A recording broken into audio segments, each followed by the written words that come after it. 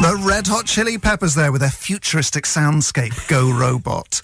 You will all know that Red Hot Chili Peppers are headlining Reading and Leeds festivals this weekend. I performed at Reading Festival yesterday in largely silent comedy tent. Okay. So, how many people were there out of interest? 400, I'd say. Okay, and on a scale of 1 to 10, 10 being you smashed it, 1 being you quit comedy, how did it go, John? So it only goes as low as 1. 0 then? I'd say 3. Oh. But it was fine, there was no... I played Reading last year, and I would describe it as unplayable for comedians. Well, I died hard at Reading. They hated my shtick. Well, I came on after Lee Nelson had been on, and he ends with 4 teams of the audience crowd surfing a member of the audience to the front to the sound of loud dance music.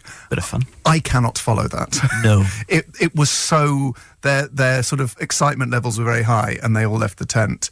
But I found it so hard that I lost my voice during my set. Oh, yeah, that happens to me at Bristol because you strain too much. Yes. Anyway, it was broadly fine. Well, it doesn't sound like me. And no, it wasn't broadly great. awful. But Russell Howard headlined. Oh yeah, good act. I have never in my life heard a reaction from a crowd at a comedy gig like he got.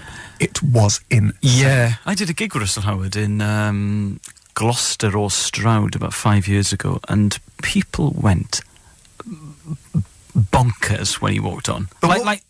And they knew it wasn't a surprise, they're all his fans, but it is amazing the response he gets. What was amazing was watching someone who has got that level of excitement and expectation before they go on match it. And he, to use a phrase that me and him often use, was pulling up trees. Wow. That's such a great way to describe a good gig, the sound you get from pulling up trees. Anyway, my broader point was... I first went to Reading and Leeds in 1999, and I think one of the mistakes I made in the gig was pointing that out to the crowd, then saying that many of them would have been 2 years old then, and saying that when I realised that, it made me want to shoot myself in the face. Yes, thus making you look sort of sad and irrelevant at the same time. Exactly. You're sad and irrelevant, Robbins. But what I think is amazing is Red Hot Chili Peppers headlined that year that I went in 1999, and I do think it is a phenomenal achievement to be as relevant to teenagers now as you were then. I mean, to still be funking it up almost 20 years later is incredible. But to the same age group. Yes. That's what, because usually a band's audience grow old with them. Yes. But the Peppers are still spicing up the lives of 16, 17 and 18-year-olds the countrywide. Yeah, the Peps are great.